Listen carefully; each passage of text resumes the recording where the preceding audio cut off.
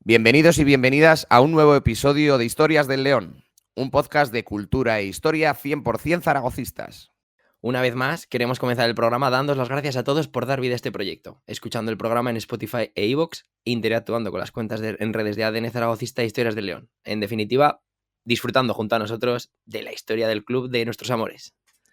Vamos ya a por el cuarto episodio de Historias del León. ¡Empezamos!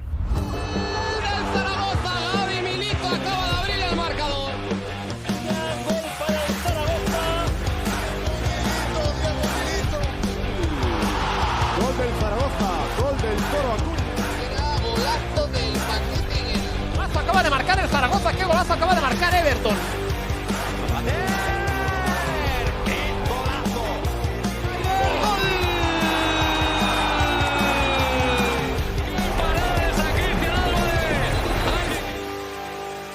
Con el primer episodio de este podcast quisimos empezar por el portero, ese que, según escribió Galeano, está allí para impedir que se hagan los goles.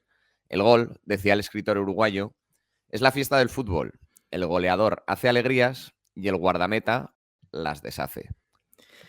Sin embargo, hoy, en Historias de León, queremos hablar de un perfil de jugadores que también nos ha dado más desazones que alegrías, desilusiones en lugar de entusiasmo. De un tipo de jugador que, por desgracia, ha venido siendo más frecuente en los últimos años debido a nuestro Real Zaragoza. Hoy hablamos de aquellos futbolistas cuya misión en el campo se supone que era ser la referencia arriba para conseguir perforar la portería rival. Y que, sin embargo, al vestir la camiseta del León, parece que sufrieron una maldición que les impidiera empujar el balón hacia la red del contrario. Por una razón u otra, se vieron negados hacia el bien más preciado de este deporte, el gol, ese acto que da victorias y la gloria en tantas ocasiones. Hoy hablamos de la escasez de cara a la puerta contraria. Hoy, en Historias del León, hablamos de goleadores sin gol.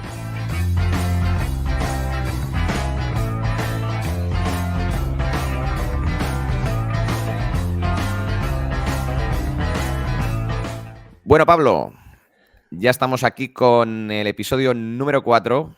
Hoy vamos a hablar de tiempos de escasez. Eso es, de goleadores sin gol, de delanteros sin olfato goleador. Esos jugadores que, bueno, que como hemos dicho en la intro, que no veían puerta, vamos, no metían gol ni al arco iris. Los había mirado un tuerto. Pero bueno, antes de empezar, recordamos, como siempre, que este podcast vamos a lanzar un nuevo episodio cada 2 jueves, así que permaneced atentos y también pues que sigáis a nuestras cuentas en redes sociales, ADN Zaragocista, en TikTok, Instagram, Facebook y Twitter, y también en Twitter la cuenta específica de Historias de León. Pero la red social más importante, decirlo el boca a boca con nuestra gente, tu familia, tus amigos, a todo el mundo, a tu pareja. Tus compañeros de grada. De curro, eso es, tus compañeros de grada, desde luego. Hay que difundirlo por todo el zaragocismo. Historias del León. Bueno, y si queréis también complementar toda esta cultura y historia zaragocista, os invitamos a visitar la web ADN Zaragocista, donde encontraréis todo tipo de estadísticas actuales e históricas de nuestro Real Zaragoza. Eso es, esa fantástica web que realmente es la madre de todo este cordero. adnzaragocista.com. Y dicho esto, hechos estos recordatorios, vamos ya con todos los datos curiosos y estadísticas que nos trae Pablo para empezar cada programa. ¿Qué nos traes hoy? Antes de empezar con la batería de resultados, números y estadísticas, vamos a sacar de la prueba las huellas del león. De nuestro segundo león escondido, ¿vale? Voy a recordar las pistas y os diré el nombre. La primera pista es que forma parte de uno de los goles más icónicos de las últimas décadas. La segunda es que su debut en primera fue con el Real Zaragoza y ante un equipo en el que luego acabaría jugando. La tercera es que a lo largo de su carrera disputó 10 encuentros en competición europea, todos con el mismo equipo. La cuarta es que estuvo en 3 equipos en primera división, pero solo una temporada en el Real Zaragoza. Y la última es que tuvo un reconocimiento individual, pero no en el club blanquillo, donde sí que fue clave en una Supercopa. Más difícil que la primera, ¿eh? He de decir, Pablo, tras las huellas del león, este segundo jugador escondido, me ha parecido bastante más difícil.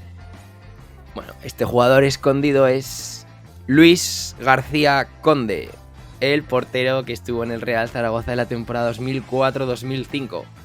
y como va a ser costumbre, tiene que ver con el tema del capítulo. El programa anterior fue de Supercopas y Luis García Conde hace su debut en el Real Zaragoza en la Supercopa de España. Vamos a explicar las pistas. Forma parte de uno de los goles más icónicos de las últimas décadas porque es el portero que encaja el tanto de Leo Messi maradoniano en 2007 con el Getafe. Su debut en Primera División fue con el Real Zaragoza en una victoria por 3-1 ante el Getafe, en el que luego jugaría.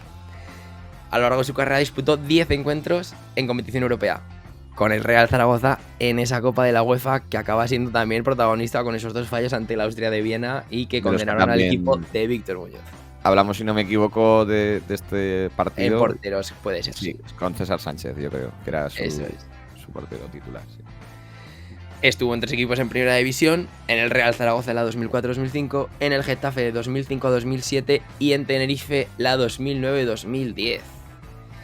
Y tuvo un reconocimiento individual en la 2003-2004 con el Numancia porque fue Zamora de Segunda División, algo que le hizo llegar al Real Zaragoza, donde fue clave en la Supercopa de España de 2004.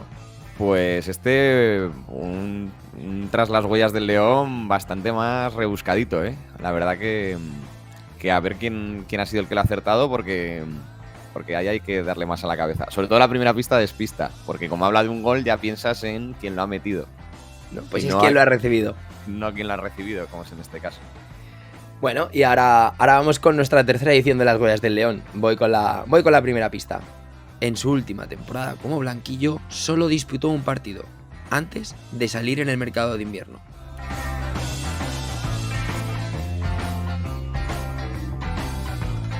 Vale, pues una vez dicha esta primera pista de este Tras las huellas del León, del episodio 4, comenzamos ya con la primera sección del programa de hoy, donde ahora sí Pablo nos trae una batería de datos, estadísticas y curiosidades sobre, en este caso, el gol o la falta de él.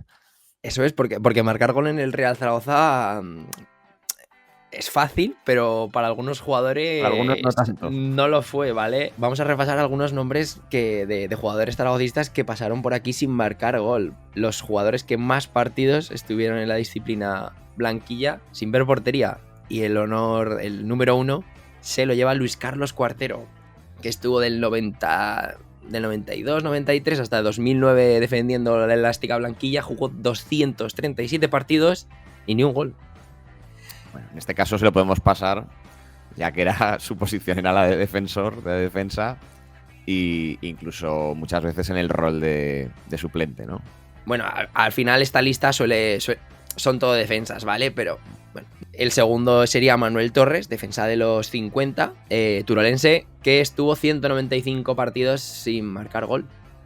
Lo sigue José Ramón Irusquieta, defensa de los Magníficos, en esa defensa de 3, esa línea de 3, y 179 encuentros sin marcar gol. Bueno, en esa época tenías demasiado jugón que veía puerta con facilidad. Su labor era cerrar el arco. Eso es. Los otros 5 de arriba que las enchufasen. Y luego ya tenemos algo más actual, el jabalí, Javier Paredes. Estuvo de 2007 a 2014 y no marcó ni un gol en sus 172 partidos. Después, con 130 encuentros, están Juan Hugo, en la década también de los 50, y Juan Carlos Blanco, el uruguayo, el defensa de los zaraguayos, del 73 al 78, que tampoco vieron portería. Y bueno, luego así algún jugador más actual que nuestros oyentes más jóvenes puedan recordar, tendríamos a Juan Fran García, el lateral izquierdo, que estuvo de 2006 a 2008, que en sus 71 encuentros no marcó gol. No llegó a los 100 partidos, es ya, digamos... Sí, claro, no, ya por debajo del ranking, top 10 del ranking, pero... Eso es, aquí en este ranking no he querido meter jugadores pues, con menos de 50, 60 partidos, porque al final... Desde luego, claro, puede ser más entendible incluso. Eso es. Y bueno, ahora otro ranking que había preparado así rápido, picadito, es el top 10 de jugadores con más partidos y un solo gol. Vale, aquí, curioso. O sea, aquí sí que tenemos más curiosidades. Metieron ¿vale? uno. Solo uno. Cerrando el top 10 está Lluís López con un gol. Bueno, con más de 100 partidos en ya Lluís López, ya... Eso es, sí. Miguel Rebosio, el peruano, marcó un gol contra el Albacete en 2004 y en sus 109 partidos. Juan Morgado, 113 partidos en los 80. Mítico ochentero, sí.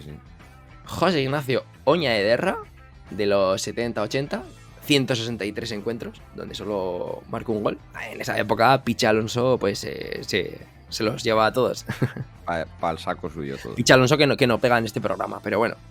Eso es. José María Movilla, también, que lo hemos nombrado aquí en otros episodios, 173 partidos, con su gol al Getafe.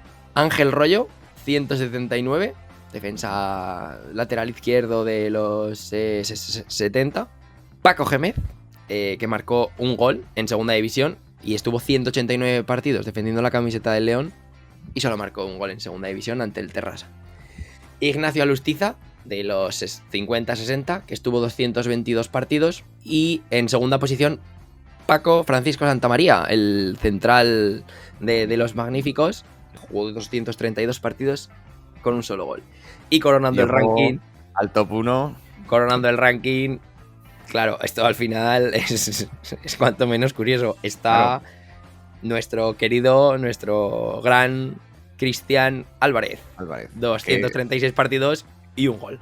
Claro, que lo venimos a sacar en un episodio que la temática es de goleadores sin gol. Dices, vale, solo ha metido un gol, pero es que es portero y qué gol, ¿no? Y que... Es que Cristian ha marcado más goles que muchos delanteros que hemos tenido en los algunos delanteros años. De los que vamos a hablar después. Sí. Eso es, entonces... Efectivamente. Bueno. Y ahí está, ¿no? Estos dos rankings de jugadores que marcaron un gol. Y tras este pequeño ranking vamos con la segunda pista de Tras las huellas del León. ¿Quién será? Debutó como jugador en el mismo equipo que debutó como entrenador. Muy bien, pues tras este aperitivo que siempre nos trae Pablo, gracias a esa fantástica, increíble base de datos que tiene para todos nosotros disponible en adnzaragocista.com, ordenado, súper fácil de ver, súper intuitivo, os lo recomendamos. Vamos ya con la parte central de todos nuestros programas. Esa selección, en este caso, de jugadores, de goleadores sin olfato, de los que hemos elegido nuevamente 2 cada uno, 2 Pablo y 2 yo, Ricardo. Y ahora os contaremos, pues, por qué nos ha apetecido hablar de ellos. Así es, Richie, volvemos al formato que habíamos utilizado en los 2 primeros programas y empieza tú con tu primer delantero sin olfato, primer delantero que no veía portería. Es un goleador sin olfato que, sin embargo, yo lo recuerdo mis tiempos infantiles, de que sí que tenía cierta capacidad goleadora en el FIFA 2001, pero luego la realidad fue muy distinta. Yo hoy os venía aquí a hablar del croata Alen Peternak, que, bueno, es el caso de un jugador que sí que rindió a muy buen nivel en su club inmediatamente anterior al del Zaragoza. De hecho, hay que recordar que a día de hoy sigue siendo, pues, una referencia, ¿no?, en la historia del Real Valladolid y muy querido en la ciudad pucelana, donde bueno, dejó algunos datos para la posteridad, como esos 5 goles metidos en un solo partido contra el Oviedo, de los cuales 4 los convirtió a través del punto de penalti, en un partido que acabó 3-8. Un partido de locos. Y que, bueno, tras estar en el conjunto vallisoletano desde la temporada 95-96 hasta la 99-2000, donde ya él mismo forzó un poco su salida y ya tuvo una última temporada con muy poquita participación, recaló aquí en la ciudad del Cierzo, en Zaragoza, con, digamos, la vitola o la misión de sustituir y que no sintiésemos mucha pena de la marcha del gran Savo Milosevic. Desgraciadamente, Alen Peternak ha sido uno de los delanteros que el vestir la camiseta del Zaragoza, por la razón que sea, le hizo perder el olfato goleador. Y si vamos a los números que tuvo aquí, pues bueno, 10 partidos en total, contando en la temporada 2000-2001, contando todas las competiciones, solo anotó un gol, que fue en un partido de Copa del Rey y en el descuento contra el Beasain en una de las primeras fases de la competición Copera. Tras esto, marchó al Murcia de segunda para volver luego al Zaragoza, donde se acabaría retirando con tan solo 30 años y habiendo jugado un solo partido, 24 minutos, en esa temporada final. Entonces, bueno, curioso el caso de Alen Peternak, quizá uno de los primeros delanteros que yo recuerdo que pasaron por aquí sin pena ni gloria, de los que cuando llegas siempre esperas que se pongan a meter goles como locos y más, pues viniendo de ser, si no me equivoco a día de hoy, el máximo goleador histórico del Real Valladolid, y que en Zaragoza pues tuvo un paso bastante más que discreto. Fue muy poquitos partidos, muy poca participación y tan solo un gol para las estadísticas. Sí, yo no recuerdo verlo jugar y esa es la primera temporada en la que tengo recuerdos. Llevaba el 21, estaba en plantilla, su perillita, su pelo. Un jugador también que siempre se estaba en entredicho su físico, ¿no? Siempre estaba ahí su peso, que Sí, podría estar un poco pasado de peso. Un jugador al que en el capítulo anterior recordamos esa camiseta capa tan ceñida, no le hubiera sí, favorecido nada. Hubiera sido el club de Esquerdiña en ese nada. aspecto. De hecho, sí, que nos corrijan los oyentes, pero en la temporada 2002-2003, en la que solo jugó esos 24 minutos, los hizo con esa camiseta de capa. Habría que buscar habría que buscar alguna... algún buen archivero zaragocista que haya por ahí que nos busque de Peternak con la elástica ceñida de capa. Y me suena recordar leer estas semanas que Peternak fue, bueno, también tenía fama de fiestero, que en Valladolid se lo llegaron a encontrar un día en una discoteca a altas horas de la mañana teniendo entrenamiento a las 11. Entonces, bueno, marcó goles y también dejó momentos estelares fuera del campo. Eso es, uno más del club, de ese programa que yo creo que haremos de grandes juerguistas de la noche zaragozana. Así que bueno, rompemos el hielo con el croata, que pues evidentemente no consiguió ser el sustituto del serbio Savo Milosevic.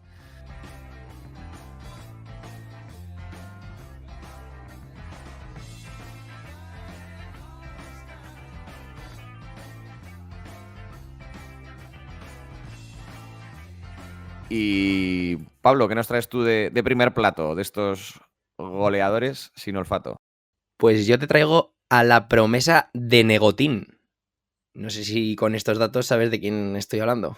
No caigo ahora mismo con esa Estoy presentación. hablando de, en su momento, el fichaje más caro de la historia del Real Zaragoza. El Entonces ya grandioso, sé de quién hablas. Sí, el sí. serbio Goran Drulic, el delantero serbio que llegó a Zaragoza en 2001 como la mayor inversión hasta la fecha del club por 2.150 millones de pesetas, unos 13 millones de euros.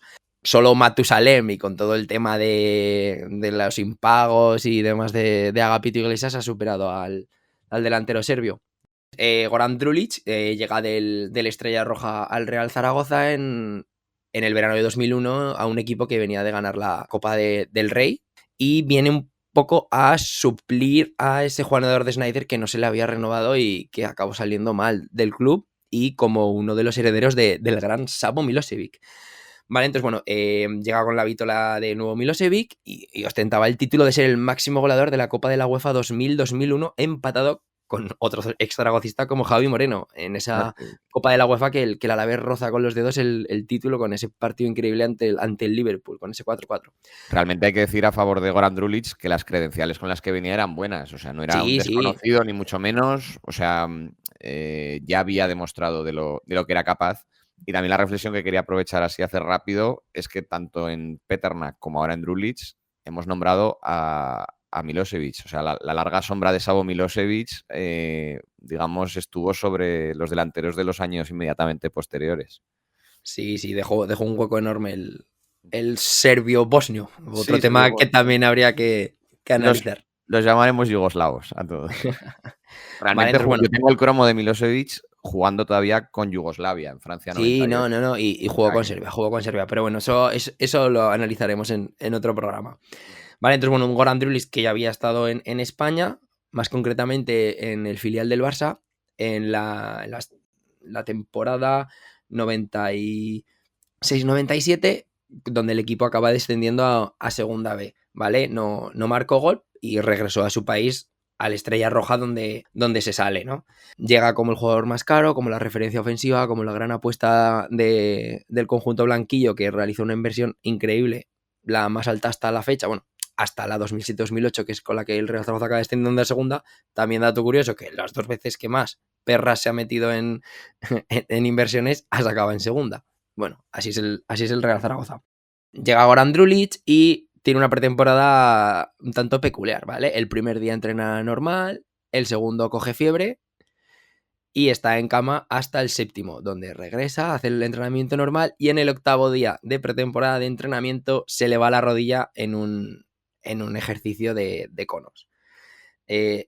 Tal fue la lesión que Gary Sundgren, el jugador que estaba detrás de él y con el que compartía buena amistad, acabó vomitando de lo increíble que fue ver la rodilla girarse del serbio. No empieza nada bien su estancia en Zaragoza, con 6 meses de baja y dejando la delantera del Zaragoza huérfana. Reaparece el 6 de febrero ante el Tenerife en la Romareda, entrando en el minuto 61 sustituyendo a Paulo Roberto Giamelli. Comparte delantera con Savo Milosevic, que también había vuelto en invierno, como un buen fichaje de invierno, que ya repasamos hace varias semanas. Y como curiosidad de ese debut, coincide en el campo con... Bueno, no llega a coincidir con Xavi Aguado, perdón, porque Xavi Aguado se lesiona y es el último encuentro en el Real Zaragoza del gran capitán, ¿vale? O sea, el primer encuentro de Goran Drulic coincide con el último de Xavi Aguado, con la camiseta blanquilla. Esa temporada juega 9 partidos en total, aparte de este que comentamos, y no marca gol. Y bueno, el equipo acaba bajando a segunda división y hay una anécdota que cuenta en un artículo que dice que tras perder contra el Celta en la antepenúltima jornada de liga, la afición acorraló a los jugadores para que no pudiesen salir cuando tenían los coches aparcados fuera.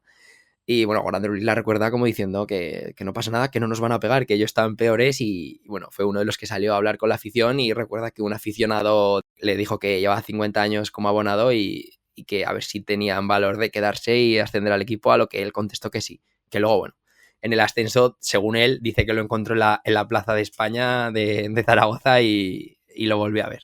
Pero bueno, eso ya puede ser verdad y no haber ocurrido. La segunda temporada en el Real Zaragoza es la del año del ascenso a Primera División automáticamente, pero las pretemporadas no era lo de Goran, porque se rompe muscularmente antes del inicio y no debuta hasta entrar a la competición, ¿vale? Debuta contra la Real Sociedad en Copa esa temporada y marca gol. También en su debut en Liga marca ante Levante. Empieza a ver un poquito la luz, el bueno de Goran. Sí, porque marca 2 goles contra la Real y el Levante en Liga, saliendo desde el banquillo y los últimos minutos, y también en sus primeros 5 partidos marca al Ferrol en la Romareda. Por lo tanto, bueno, parecía que podía ser la resurrección de Goran Drulic, pero volvieron las lesiones y solo acaba jugando 14 partidos esa temporada, en la que el Real Zaragoza asciende a Primera División con un Goran Drulic en que la segunda vuelta prácticamente está inédito, eso es. Vale, pasamos a la tercera temporada, donde parte 100% suplente de David Villa, según se le dijo Paco Flores, le dijo, el delantero siempre va a ser David Villa, vosotros espabilad. Y bueno, ahí en esa temporada es el año que más juega, con 17 partidos y marca 3 goles en total. Hace su debut goleador en primera contra el Málaga en la Rosaleda, y luego es clave también en la ida de los octavos de final de Copa contra el Betis, que marca 2 goles. El segundo, Villa hace una jugada espectacular y el delantero serbio remata la faena y pone pie en medio en unos cuartos de final en los que también fue clave, porque le hacen el penalti a él, que luego marca Villa en el Camp Nou, donde cogen ventaja para entrar en semis. No juega la final de Copa, pero bueno, esa temporada, pues David Villa se lleva todos los galones y obviamente, todo, vamos, como debía ser. Sí. Y Goran Drulic, pues es la temporada que más juega. Y ya, pues la última temporada disputa 10 partidos, Supercopa, que hablamos hace un par de semanas también de ella, y la UEFA, donde ese Real Zaragoza juega, y se va, pues, sin marcar gol, con 10 partidos en su haber esa última temporada. Tras salir del Zaragoza se marcha a Bélgica, donde juega una temporada donde él se queja que la humedad del país centroeuropeo le venía fatal a sus rodillas, que se le hinchaban. Lo llego a comentar. ¿vale? Luego sí que estuvo en Grecia, que es donde saca su mejor versión, ¿vale? Tanto en el Ofi Creta, donde marca 16 goles en 2 temporadas, y en el Kavala. Ahí sí que es verdad que ve la luz Goran y, bueno, tras su paso por Grecia, hace unas pruebas en el Huesca que finalmente lo descartan en 2009 y más tarde defendió la camiseta de la Muela, el Andorra y el Sariñena y logró 3 ascensos en 4 años, así que bueno, dejó un buen recuerdo. Y así como anecdótico, la Muela en el playoff de ascenso, entrenado por Emilio Larraz, el técnico del filial zaragocista, se rompió la rodilla haciendo skipping en el banquillo. En el vestuario, perdón. La verdad que la historia del pobre Goran está marcada por las lesiones, sobre todo. Pero bueno, también en su última etapa, pues que yo creo que es conocido por la mayoría de los aficionados, un jugador que casi se convirtió casi en un clásico del fútbol regional aragonés, que no le ha importado pues acabar sus días de jugador pues en equipos ya no profesionales, ¿no? O digamos ya de unas categorías bastante por debajo de lo que él había jugado y que demuestra, pues bueno, al menos esas ganas de jugar. También, pues bueno, lo que dices, aunque fuese en el extranjero ya tras su paso por el Zaragoza, volvió un poco a retomar su conexión con el gol y realmente pues un jugador que nos dejó con muchas ganas de lo que podría haber sido, ¿no? Porque nunca se vio a Goran Drulic en condiciones óptimas, entonces no sabemos qué jugador era. Eso es, lo disfrutaron solo de sus 20 a sus 23 años, en su juventud, lo disfrutaron los aficionados de su país natal y el resto de aficionados, pues bueno, entiendo que a él es el que más le fastidiará, ¿no? Sí. Finalmente pasó también por el Cariñena y se retiró en 2020. Y así como curiosidad, pues bueno, su fichaje por el Zaragoza está manchado, ¿vale? Porque hubo malversación de esos fondos por los dirigentes de la Estrella Roja y bueno, él también se vio afectado y bueno, que es que Goran Drulic estaba agafado, el pobre hombre. El pobre hombre. Pero no bueno, es que ya no solo no tuviera olfato, sino que todo a su alrededor. También tuvo un accidente muy grave de coche en el que casi pierde la vida. Bueno, él cuenta que se cruzó un camión con troncos en Serbia, creo que fue. Y bueno, que estuvo a punto de morir y que llegó él decía que tenía 2 litros de sangre en la tripa y estuvo al borde de la muerte, pero bueno, gracias a Dios se recuperó el bueno de Goran y ahora es entrenador. Y centrándonos en el apartado estadístico, pues bueno, Goran Drulic finalmente disputó 50 partidos entre Primera, Segunda, Copa y Supercopa y UEFA, donde marcó 6 goles, 2 en Segunda, 3 en Copa y un solo tanto en Primera. Estuvo 4 temporadas y bueno, tiene por lo menos puede decir que ganó 2 títulos con el Real Zaragoza. Es el cuarto serbio con más partidos en la historia del club, por detrás de Milosevic, Antic y Obradovic. Y bueno, como hemos dicho antes, es el segundo fichaje más caro de la historia del Real Zaragoza. Bueno, y ahora seguimos con la tercera pista de Tras las huellas del león, que es la siguiente. Jugó en un total de 7 equipos, siendo el Real Zaragoza donde más partidos llegó a disputar.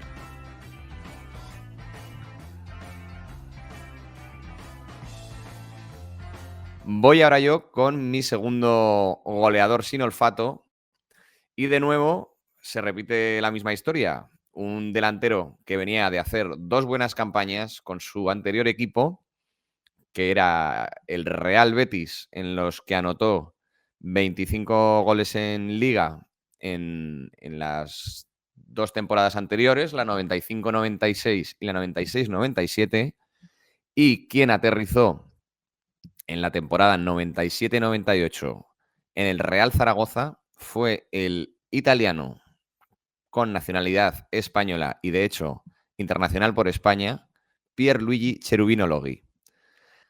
Pierre llegó a Zaragoza con la misión de también sustituir a un delantero que había dejado una buena marca en la impresión de los zaragocistas, como es Fernando Morientes. Asimismo, también Snyder había salido del club, con lo cual se buscaban nuevas referencias en ataque.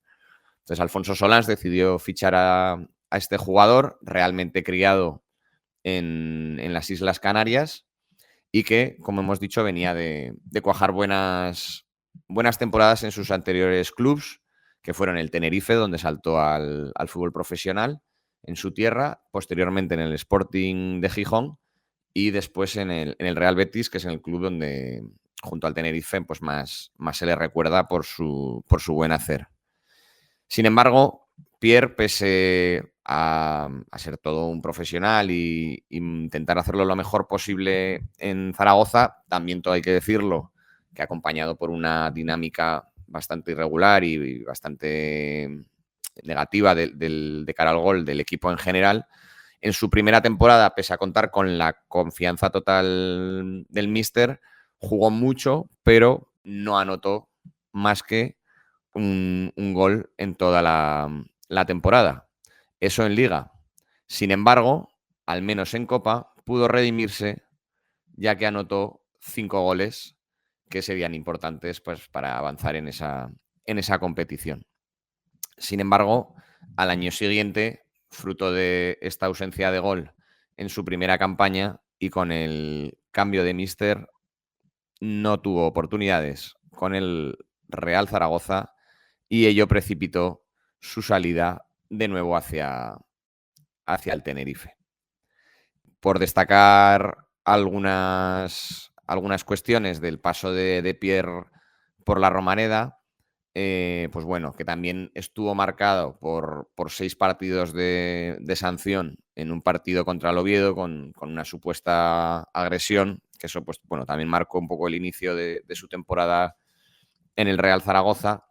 Luego, pues resaltar el dato de, como decimos, de una temporada nefasta de cara al gol en general para toda la plantilla, ya que fue Garitano el que finalmente acabó con más dianas, que fueron 7 al cabo de esa temporada.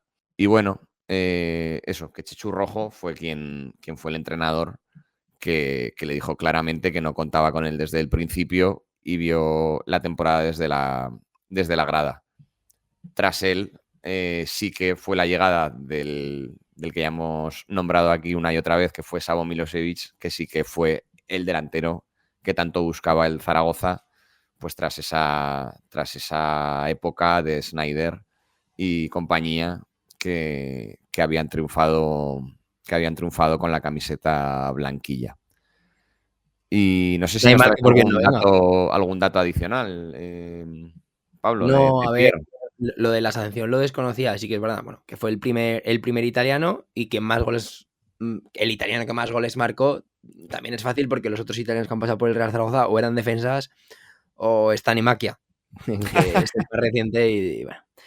Pero sí, a ver, al final una buena apuesta, ¿no? De delantero, venía a hacerlo bien en el Sporting, en el Betis y llegó aquí y no vio portería en Liga, es que un solo tanto y es que es verdad que en Copa sí que marca 5 tantos que son claves para que el Real Zaragoza llegue a las semifinales del torneo, pero otra apuesta fallida, ¿no? Y siempre con Savo Milosevic en la ecuación. Eso es, la ecuación, todos los jugadores que hemos nombrado tenían algo que ver con el bono de Savo. Y nada, un delantero fallido y que, bueno, que como decía antes, no hay mal que por bien no venga, porque con su salida pudimos ver a Savo Milosevic, que, claro, si hubiese hecho buena temporada en el Real Zaragoza, igual nunca hubiéramos disfrutado de Milosevic, ni en el Zaragoza ni en la Liga. Entonces, por esa parte no está mal. Un último dato de Pierre, de que si hubiese un Historias del León homólogo en el Tenerife, un Historias del Tete o algo así, habría salido en nuestro primer episodio de porteros, ya que Pierre jugó de portero en un partido de la Copa de la UEFA con el Tenerife frente al Auxerre francés, que se lesionó el portero del conjunto tinerfeño, y con los cambios ya realizados y fue Pierre quien se puso bajo palos. Así que con esto, mis 2 goleadores sin olfato del capítulo de hoy. Así que creo que nos tienes que traer una nueva pista de Tras las huellas del león y tu segundo y último goleador sin gol. La cuarta pista, que ya nos acerca al final a descubrir el rostro de este león escondido, es que ganó una Copa del Rey con el Real Zaragoza y otros 2 títulos nacionales con el equipo anterior a fichar por el club blanquillo. Venga, pues dicha la pista, vamos con el último, Pablo. Vamos a ir rematando esto. Yo traigo hoy al joyero o el asesino del gol, ¿vale? Hemos repasado jugadores de... Tremendo naming, ¿eh? Hemos traído jugadores de finales de los 90, principios de los 2000, y yo traigo algún pelín más actual y seguramente recordado por los aficionados y los oyentes más jóvenes. Yo traigo a un jugador natural de Quibdó, Colombia, nacido en 1990. Un jugador muy recordado, pero no para bien, en el seno zaragocista, como es Marco Jonier Pérez, ¿vale? El delantero colombiano que llegó muy joven a Zaragoza con 19 añitos, 20, 19 añitos. Y bueno, sus estadísticas son 18 encuentros y un solo gol. Marco Pérez es conocido por todo bueno, es viral. Y sobre todo, por todo y sobre todo, por su presentación. Por su presentación, ¿vale? Todo el mundo... a día de hoy sigue presentes en los móviles de muchos zaragocistas. O sea, yo ese sticker con el GIF de Marco Pérez cayendo al suelo, ahí está y se usa, ¿eh? Y se usa. Vale, por poner en contexto a la gente que no la haya visto, que igual hay alguien que no la ha visto, ¿vale? En su presentación en el Real Zaragoza intenta hacer una bicicleta o un tipo de diablura y el asesino del gol acaba cayendo al suelo en una imagen un poco lamentable para el pobre Marco Pérez, y que, si no me falla la memoria, yo creo que el club pidió a los medios de comunicación omitir ese vídeo, pues porque para no hundir al chaval que acaba de llegar a Europa, al Real Zaragoza, por no hacer leña del árbol caído. Nunca mejor dicho, por no empezar con mal pie. Entonces, bueno, es una apuesta de futuro, ¿vale? Marco Pérez llega al Real Zaragoza de José Aurelio Gay y Najim, de ese tándem. Llega después de hacer 2 buenos años en Gimnasia y Esgrima, en Argentina, donde marca 11 goles. Y, bueno, su debut había sido en el Boyacá Chicó, donde también había marcado 12 goles en la Liga Colombiana. Pasa por Gimnasia y Esgrima en Argentina y marca 11 goles. Bueno, venía de jugar el Campeonato Sudamericano Sub-20 en 2009, donde marcó 2 goles frente a Argentina, ¿vale? Para la selección colombiana Sub-20. Entonces, bueno, venía con buen cartel, un delantero rápido, con un olfato para jugar al espacio, y llega a un Real Zaragoza sin gol y tras no poder conseguir ni a Chupete Suazo ni a Colunga, que habían llegado en invierno de la temporada anterior. En pretemporada las sensaciones son buenas, incluso marca un gol al Numancia en un partido amistoso, y empieza la temporada, ¿vale? En el inicio de temporada el Real Zaragoza visita Riazor y después de una gran combinación, Obradovic encuentra un agujero en la zaga gallega y mete un pase al punto de penalti. Bueno, punto de penalti no, prácticamente casi la raya del gol. En la línea de gol, donde Marco Pérez, tras un buen desmarque, no sabemos aún cómo lo hace, pero en vez de meterla a puerta vacía y a escaso medio metro, el balón sale en la otra dirección, ¿vale? Un fallo que le hubiera dado el triunfo al Real Zaragoza y que también volvió a abrir noticieros y resúmenes de partidos, ese fallo de Marco Pérez que ya el mal ya estaba hecho en ese momento. Después de la presentación, el inicio no fue nada bueno. Y ya sabemos que la Romareda es implacable con estas cosas. Muy, muy bien lo tenía que hacer para que ese chico hubiese hecho carrera en Zaragoza. Y qué sorpresa, no revirtió. No, a ver, era muy joven y, bueno, era su primera experiencia fuera de Sudamérica, pero claro, estas dos cositas, el fallo y la caída en pretemporada, pues yo creo que a nivel psicológico afectaron a un Marco Pérez que, todo hay que decirlo, el segundo partido de Liga, después del Depor, marca su primer y único tanto. Es una derrota contra el Málaga por 3-5 en un partido desastroso del equipo blanquillo, y el gol también es si no me falla la memoria, es un tiro que entra mordido, nadie sabe cómo, pero bueno, marcó ese gol. La primera vuelta sí que tiene un poquito más de protagonismo, saliendo sobre todo desde el banquillo. También participa en un gol contra la Real Sociedad en los últimos minutos de partido que marca Braulio, que rompe una racha de no sé cuántos partidos sin ganar, ya con Javier Aguirre en el banquillo después de la destitución de José Aurelio Gay. Y la segunda vuelta no juega nada.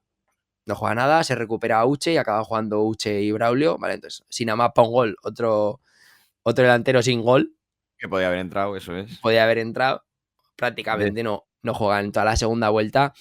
Y bueno, y finalmente el Real Zaragoza no hizo efectiva la opción de compra que tenía por el delantero, que si no me falla la memoria era de 5 millones de euros después del primer año y 7 millones y medio después del segundo, por el 50% de sus derechos, ¿vale? Entonces llegó cedido por 2 años, rompió la cesión de Marco Pérez y bueno, pasó por aquí sin pena ni gloria, pero dejando unos highlights y unos recuerdos humorísticos increíbles. Que duran hasta hoy, sí. Y bueno, pues comentar un poquito la trayectoria que llevó luego Marco Pérez. Después del Real Zaragoza volvió a Argentina, a Independiente y a Belgrano, donde tampoco vio portería con mucha facilidad. En O'Higgins de Chile tampoco le fue muy allá, marcó 5 goles. Y luego ya volvió a Colombia, en Independiente de Medellín y sobre todo en Deportes Tolima, donde sí que llegó a marcar 77 goles, ¿vale? Estuvo 5 temporadas, 5 años, marcó 77 goles. Por lo menos el joyero o el asesino del gol volvió a tener víctimas. Y bueno, tuvo un paso por Arabia Saudí en el Al Raed y ya finalmente volvió a Colombia, donde sigue jugando ahora a sus 34 años y bueno, sus cifras... Sigue atracando por ahí, ¿no? Sus cifras tampoco son muy buenas. Sí que es verdad que en el Águilas Doradas de Colombia llegó a marcar más de 40 goles en 87 partidos, pero bueno, un delantero que prometía, sobre todo después de ese sudamericano sub-20, que llegó a Zaragoza como una apuesta de futuro y no cumplió ninguna expectativa. Y no fue ni presente ni futuro. No. Entonces, bueno, pues era... Es una pena, uno de tantos. Este era mi delantero sin gol, algo más actual, algo más exótico. Y ya último apunte, pues fue el tercer colombiano en la historia del club, ¿vale? Que si hacemos un especial sobre colombianos, también especial cafeteros. Eso es, tendrá su huequito, ¿vale? Llegó después de Farid Mondragón y Abel Aguilar. Por suerte luego vendría un cafetero que sí que nos trajo muchos goles bajo el brazo. Eso es. Que también seguro que tendrá hueco en algún programa del futuro. Muy bien, pues con esto acabamos nuestra sección principal y antes de pasar ya a la última fase del episodio, tráenos, porfa, Pablo, que no lo sacamos, la siguiente pista de Tras las huellas del león. Perfecto, pues bueno, vamos a cerrar ya las pistas de nuestro león escondido, de nuestra sección de Tras las huellas del león, con la quinta y definitiva pista. Disputó 21 partidos con la selección española, todos ellos mientras vestía la camiseta del Real Zaragoza.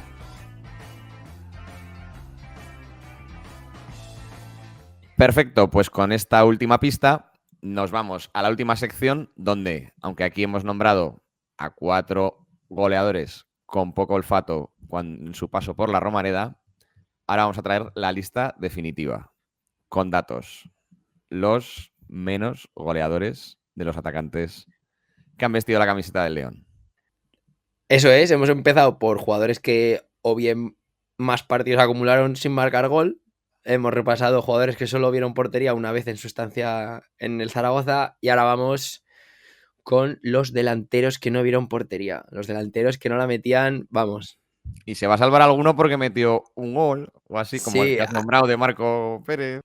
Eso es. Este ranking sí que es bastante más actual, ¿vale? Muchos nombres son prácticamente de antes de ayer, con alguna excepción, y son delanteros que no vieron portería. Directamente pasaron por aquí y se fueron a 0-0. Empezaremos por un chico de la casa, ¿no? Como fue Diego Suárez, que actualmente sigue jugando, que disputó 15 partidos y no vio portería. También Diego Suárez era un jugador que no era delantero, ¿vale? O sea, podía ser un segundo punta, jugó en banda. Tampoco es un jugador que jugase muchos minutos, ¿vale? Pero bueno, al final, atendiendo a las estadísticas, esos 15 partidos y no vio portería. Seguiríamos con alguien conocido, sobre todo, y bueno, que también despertó muchas críticas e incluso risas, como es Sabin Merino. Sabin Merino apuesta de Miguel Torrecilla, un buen fichaje de invierno que también podíamos haber repasado pero en el mal sentido. Baratísimo, además, también. Sí, bueno, jugó 16 partidos con Jim, no vio portería y bueno, este verano acabó saliendo de la disciplina blanquilla con la carta de libertad. También pasó en ese tiempo en Zaragoza por México, puede ser, México. Creo que fue México donde... O San Luis, puede ser. Sí, yo creo que metió un gol o 2 de penalti. Pero bueno, y el año pasado... El año pasado en Ferrol no se desempeñó tan mal. O sea... No, y lo raro es que no nos metiese. Vale, seguimos. Otro jugador que también estuvo 16 partidos vistiendo la camiseta blanquilla y no marcó gol fue el segundo técnico de Víctor Fernández en su penúltima etapa, el bueno de Loreto. ¿Vale? También Loreto un poquito como Diego Suárez. Era un jugador muy joven que solía entrar desde el banquillo, disputar encuentros contra equipos más flojitos, ¿no? Como podían ser los primeros de la Recopa, de las primeras rondas de la Recopa o la Copa del Rey, y no marcó gol. Estuvo a la sombra del bueno Juan Eduardo Schneider y no vio portería. Yo pensaba que sí que había marcado algún gol, Loreto. Sí, a mí también me sonaba. Si tú me dices, si ADN zaragocista confirma que no ha metido ninguno, palabra de Dios. Venga, y luego ya con 19 partidos están Rafa Latapia, que estuvo en los 80, y 2 que puedan haber entrado en nuestro programa como especiales. Sí, yo creo que estamos teniendo un poco de recelo a sacar como destacados en la sección principal a gente tan reciente, pero es que son ejemplos paradigmáticos de goleador sin gol. Queremos viajar un poquito al pasado y también era hablar de delanteros sin gol, pero que por lo menos vieron portería aunque fuese en una ocasión. Sí. El esloveno Haris Bukic y Sinan Bakis, que estuvo el año pasado y la verdad es que fue un fraude. Haris Bukic vino como la referencia ofensiva el año post pandemia y nada, o sea, no prácticamente jugó 4 ratos, el Zaragoza de Baraja no jugaba a nada y Jin tampoco le dio bola. Bukic parecía pero lo relegaron muy pronto al... Fíjate, creo que se mereció menos que... O sea, jugar tan poco se lo mereció menos que el Toro Fernández, que si no me equivoco es de la misma temporada, que creo que nos espera un poquito más adelante y que jugó un montón. O sea, Bukic igual con algún minuto más podría haber demostrado algo, pero bueno. Y Sinan Bakis el año pasado que se le esperó por activa y por pasiva. Los primeros encuentros sí que parecía que iba a hacer algo. Incluso la gente, yo estaba tranquilo, digo, bueno, este tío va a meter un gol, es un cañón. Un jugador que como referencia arriba hizo muy buena primer tercio de temporada bajo mi punto de vista. Pero bueno. Sí, luego cayó con el equipo y bueno, 19 partidos, ni con Víctor cuando le dio la oportunidad. Y me guardó las 2 últimas joyitas para el final, ¿no? También muy actuales como es Pape Mactar Gueye, el senegalés que vino con unos vídeos y unos highlights increíbles de Bélgica. Y que al año siguiente de irse volvió otra vez a meter goles por ahí. Sí, y ahora está en segunda inglesa, creo, en el Blackburn Rovers puede ser, y también marca goles. Pero vamos, aquí, bueno, las malas lenguas decían que no era él, el de los vídeos, que era un hermano, un primo o su gemelo, pero que... Su mayor highlight fue un buen cabezazo que dejó temblando la portería aquí en la Romareda, pero es que más allá de eso... Y yo juraría que ese mismo partido marca gol. Lo que pasa es que se lo anulan por fuera de juego. Puede ser. O por no ha salido algo así, pero sí, ese cabezazo lo recuerdo. Pero es que vamos, es que Gueye, es que era un tío que no sabía ni dirigir el balón, ni presionar. No, a nivel motriz te dejaba un poco asustado, la verdad. Pero, no sé, cosas del fútbol que uno no llega a entender. Dices, bueno, no lo sé.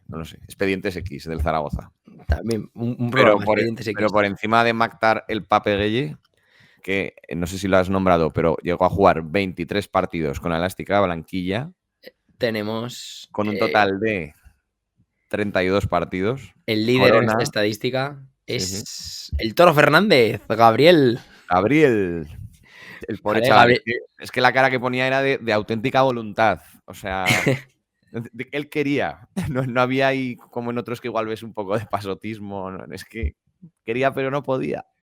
Se le veía eso, que pues presionaba, luchaba, pero que no. 32. Delantero centro. Y no metió ni un solo gol. A ver, ese año no tampoco generabas mucho, pero hombre, falla una puerta vacía. en Miranda. Fallos de descoordinación también, de caerse. El meme muy, muy recurrente de Avispal Mogabar. Sí, pero que incluso ese año creo que fue el Guirrumpeazón, ¿no? Eso es. Y Francho y demás, ¿no? Sí, ese es. Incluso Azón, sin ser el más dotado técnicamente, pues esa misma temporada ya incluso estrena su casillero en Liga, si no me equivoco. Pero este pobre hombre es que no hubo manera con el Toro, Gabriel Fernández. No marcó un gol, pero se lleva el honor de, hasta la fecha, en enero-febrero de 2025, ser el delantero con más partidos en la historia del club sin marcar gol. Pues ahí se queda ese laurel para él.